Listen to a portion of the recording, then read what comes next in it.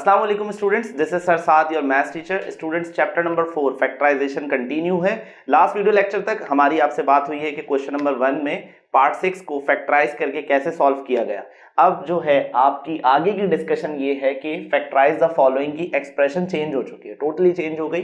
Last question में और इस क्वेश्चन में एक डिफरेंस नजर आ रहा है। क्या डिफरेंस नजर आ रहा है?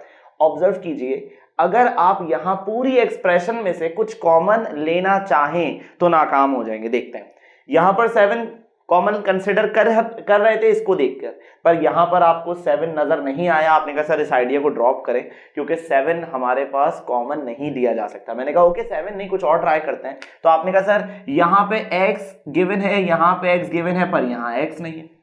आपने कहा सर x वाले आइडिया को भी ड्रॉप कर दें, x भी कॉमन नहीं है, चलें छोड़ देते हैं।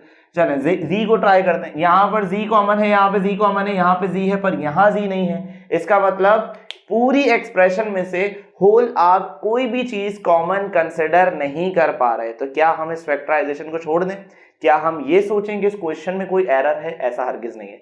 मेरी आपसे बात हुई है कि फैक्टराइज करने के बहुत सारे तरीके हैं।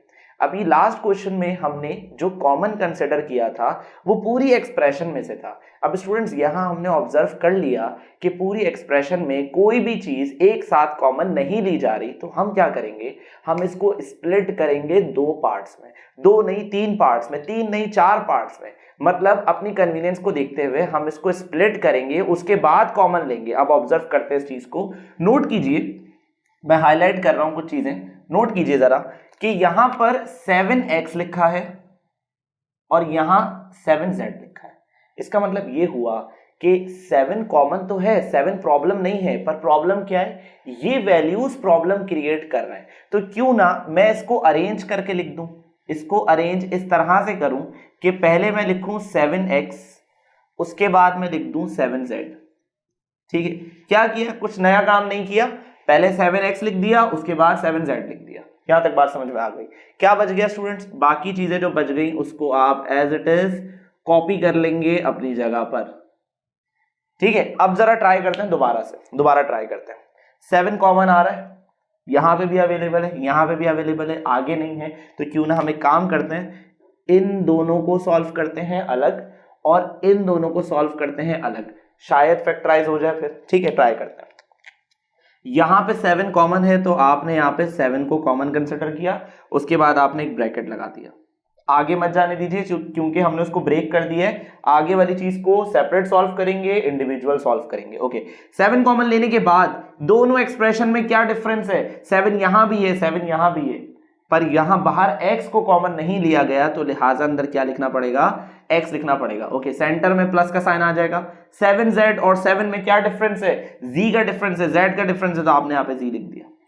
क्लियर हो गई ये वाली बात? आगे देखते हैं। अब आगे यहां पर x तो कॉमन नहीं है, क्या रीजन है, x इसके साथ है, यहां नहीं है, तो x को तो कॉमन नहीं ले सकते। पर नोट कीजिए यहां भी z है, यहां z स्क्वायर है, इसका मतलब z को कॉमन लिया जा सकता है। तो यहां पर आपने z को कॉमन कंसिडर कर लिया है।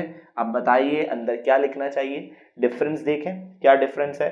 यहां भी z है, यहां भी z है, कौन से वेरिएबल की कमी है यहां पर, ये वेरिएबल आ गया आपका x।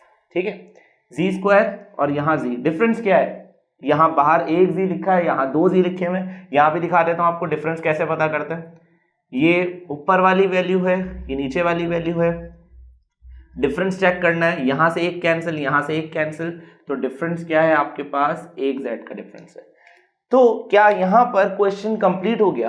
क्या यहां पे फैक्टराइजेशन स्टॉप हो गई? मैंने आपसे कहा था फैक्टराइजेशन उस वक्त तक करते रहनी है जब तक वो हो रही है। हम कैसे चेक करें दोबारा फैक्टराइजेशन हो रही है कि नहीं? मान लेते हैं ये मेरा क्वेश्चन है, ये जो मैंने अभी लिखा है ना, ये ब्लू से जो लिखा हुआ है, यही मेरा क्वेश्चन है। तो आप इसमें से बता सकते हैं कुछ कोई कॉमन फैक्टर बता सकते हैं? साफ नजर आ रहा है स्टूडेंट्स, नोट कीजिए, यहां पे x प्लस जेड है, यहां पे भी x प्लस जेड है, इसका मतलब x प्लस जेड क्या है हमारे पास, कॉमन है। मेरी आपसे बात ये हुई है जब तक कॉमन आ सकता है एक्सप्रेशन में से फैक्टराइजेशन कंटिन्यू है। तो यहां पर कॉमन निकाला जा सकता है। क्या कॉमन आ रहा है भाई, आपके पास कॉमन आ रहा है x प्लस जेड। ठीक है, अब अंदर कौन सी वैल्यू रह जाएगी, नोट कीजिए, एक्सप्रेशन में क्या डिफरेंस नजर आ रहा है, कोई डिफरेंस नहीं है सिवाय 7 के। तो यहां आ जाएगा 7। इस एक्सप्रेशन को देखिए, इसको देखिए, क्या डिफरेंस नजर आ रहा है, एक ही डिफरेंस नजर आ रहा है, z का डिफरेंस नजर आ रहा है, तो यहां आ जाएगा z। तो ये आ गए इसके दो फैक्टर्स, इसके आगे फैक्टराइजेशन नहीं हो सकती, तो इस एक्सप्रेशन के फैक्टर्स आ गए, हमारे पास दो फैक्टर्स आ गए। और अगर कभी आपको अपने आंसर को चेक करना है, वेरीफाई करना है कि हमने जो फैक्टराइजेशन की है सही है कि गलत है, चेक करना चाहते हैं, तो इसको चेक करने का तरीका क्या है स्टूडेंट्स, इसको मल्टीप्लाई करें, मल्टीप्लाई करने पे दोबारा से आपकी वो क्वेश्चन वाली एक्सप्रेशन बन जाएगी। अगर बन रही है तो इट मींस आपने सही फैक्टर फाइंड किए, अगर नहीं बन रही इसका मतलब यहाँ पे कोई आपसे मिस्टेक हुई है, ठीक है। ओके, फर्स्ट पार्ट हो गया, सेकंड पार्ट देखते हैं। सेकंड पार्ट में सेम वही प्रॉब्लम फेस कर रहे हैं, अगर मैं कॉमन लेना चाहूं तो यहां पर कॉमन कंसिडर नहीं कर सकते, कोई एक वैल्यू कॉमन कंसिडर नहीं हो सकती। क्या रीजन है समझते हैं। यहां पर b है पर b वेरिएबल इसके साथ नहीं है, यहां पर c है तो c वेरिएबल इसके साथ नहीं है। इसका मतलब ये हुआ, इसका मतलब हमारे पास हमें इसको ब्रेक करना पड़ेगा, स्प्लिट करना पड़ेगा दो पार्ट्स में। अब उन दो पार्ट्स में किस तरह से उसको स्प्लिट करेंगे गौर से समझिएगा। पहले हम स्टार्टिंग के दो सॉल्व करेंगे, ये वाले, और फिर ये वाले सॉल्व करेंगे। अच्छा, ये पता कैसे चलता है कि ये स्प्लिट करना है? जैसे मैंने यहाँ पर आपको 7x के बाद 7z लिखवा दिया, तो यहाँ पे क्वेश्चन होना चाहिए कि सर हमें कैसा आइडिया होगा कि कौन से दो पार्ट्स को एक साथ लिखना है, कौन सी वैल्यूज को अरेंज करना है, कैसे सेपरेट करना है। इसका तरीका है, बहुत सिंपल सा तरीका है, गौर से देखें। आपके पास इस कोफिशिएंट में ए बी है, सेकंड में देखिए इस कोफिशिएंट के साथ कौन से वेरिएबल है, ए बी अवेलेबल है। इसका मतलब ये दोनों तो सेम है ना, अगर ये सेम है तो एक साथ सॉल्व किए जाएंगे। चले यहां पे बात करते हैं, x का कोफिशिएंट क्या है 7, z का कोफिशिएंट क्या है 7। जब आप सेम कोफिशिएंट देख रहे हैं तब तो आइडिया हो जाना चाहिए कि हमें इन्हें एक साथ सॉल्व करना है। ओके, सो यहां पर शुरू के जो आपके पास दो अलजेब्रिक टर्म्स हैं उन्हें एक साथ सॉल्व करेंगे, तो 9 का टेबल कॉमन कंसीडर किया जा रहा है। रीजन क्या है स्टूडेंट्स, 9 के टेबल से 9 आएगा, 9 के टेबल से 18 आएगा। ओके, ए स्क्वायर है यहाँ ए है तो एक ए आ गया बाहर कॉमन, एक बी है यहाँ पे दो बी है तो यहाँ एक बी बाहर आ गया कॉमन। चलें बताइए क्या डिफरेंस है, क्या डिफरेंस देखने में आ रहा है। 9 यहां भी है, 9 यहां भी है, बी यहां भी है, बी यहां भी है, बाहर एक ए है और अंदर दो ए लिखे हुए, तो एक ए आ जाएगा ब्रैकेट के अंदर। 9 के टेबल से 18 कैसे बन सकता है स्टूडेंट्स, 9 के टेबल से 18 बनता है, 9 2 18। ओके, क्या डिफरेंस है इसके अलावा, ए आपके एक्सप्रेशन में भी है, ए कॉमन में भी है, बी स्क्वायर एक्सप्रेशन में है पर बाहर कॉमन क्या है बी। इसका मतलब एक और बी का इजाफा करना होगा, ये आपके पास ये वैल्यू आ गई। ओके, अब यहां पर कौन सा साइन कॉमन कंसीडर किया रहेगा, माइनस का साइन कॉमन कंसीडर किया रहेगा। ओके, 6 और 12 में से कॉमन क्या है, 12 या 6, तो आप चेक करेंगे टेबल्स, डिविजिबल चेक करेंगे, डिविजिबिलिटी चेक करेंगे। 12 डिवाइडेड बाय 6 पॉसिबल, 2 आंसर आएगा।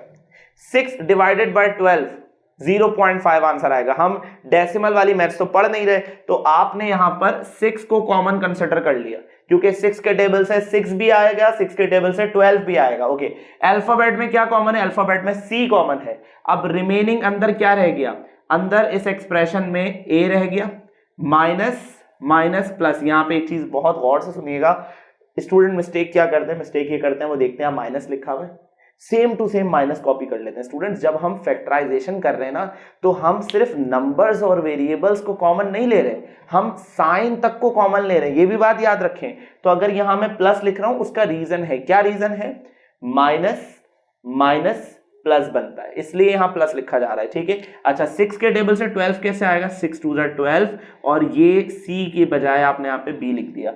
अच्छा, ये कैसे पता चले कि आपने जो फैक्टराइजेशन की है सही हुई है कि गलत हुई, ये भी तो ट्राई करना है, ये भी तो पता करना है। नोट कीजिए, पहला जो फैक्टर है आपका उसमें a + 2b नजर आ रहा है, नुमाया हो रहा है।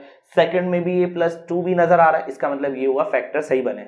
जब सेम आ जाए, सिमिलर आ जाए, इसका मतलब फैक्टर्स जो हैं वो सेम बने। क्या फैक्टराइजेशन या खत्म हो गई, नहीं, जब तक कॉमन नजर आ रहे हैं आपको चीजें तब तक फैक्टराइजेशन कंटिन्यू है। सो a + 2b को हमने बाहर कॉमन कंसिडर कर लिया है। ओके, नेक्स्ट, अब अंदर क्या रह जाएगा, इस एक्सप्रेशन में देखिए और इस एक्सप्रेशन में देखिए क्या डिफरेंस है। मुझे 9ab का डिफरेंस नजर आ रहा है, तो 9ab आ गया ब्रैकेट के अंदर। उसके बाद इस एक्सप्रेशन में और यहाँ क्या डिफरेंस नजर आ रहा है स्टूडेंट्स? डिफरेंस नजर आ रहा है मुझे यहाँ पर -6c का डिफरेंस मुझे नजर आ रहा है। Done, okay. इसके बाद क्या फैक्टराइजेशन खत्म हो जाएगी? कॉमन है अभी भी एक वेरिएबल, एक नंबर है जो कॉमन है। गौर से देखिए, 3 के टेबल से 9 भी आ सकता है स्टूडेंट्स, 3 के टेबल से 6 भी आ सकता है।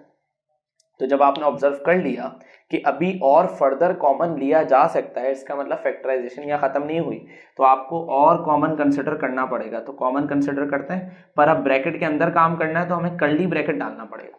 तो मैंने 3 कॉमन लिया क्योंकि 3 के टेबल से 9 भी आता है, 3 3 9, और 3 के टेबल से 6 भी आता है, 3 2 6।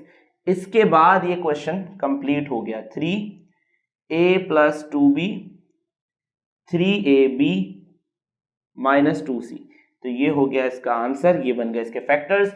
तो आई होप कि आपको क्वेश्चन नंबर 2 की बेसिक्स भी समझ में आ गई। पर अब देखिए आपका जो ये फैक्टराइजेशन का लेवल है वो आहिस्ता आहिस्ता बढ़ता जा रहा है। अभी जो क्वेश्चन किए थे एक स्टेप में आंसर दिए थे, अभी क्वेश्चन 2 हमने किया है, तो अब एक स्टेप से बात ऊपर जा चुकी है, क्योंकि हमारा पहला स्टेप किस में जा रहा है? पहला स्टेप फैक्टराइजेशन में जा ही नहीं रहा, पहला स्टेप जा रहा है अरेंजमेंट में। जो टर्म्स एक जैसी हैं, जो टर्म्स सिमिलर हैं, उनको हम एक साथ लिख रहे हैं। इसका मतलब आगे चल के फैक्टराइजेशन के स्टेप्स बढ़ते जाएंगे, क्वेश्चन का डिफिकल्टी लेवल बढ़ता जाएगा। आपने बस ये करना है, जैसे जैसे आप वीडियो लेक्चर देख रहे हैं, आप इन क्वेश्चंस की प्रैक्टिस करते रहें, तो आप फैक्टराइजेशन में परफेक्ट हो जाएंगे। ठीक है, इंशाल्लाह इसके आगे के क्वेश्चन अगले वीडियो लेक्चर से स्टार्ट करेंगे। अपना ख्याल रखिए, अल्लाह हाफिज।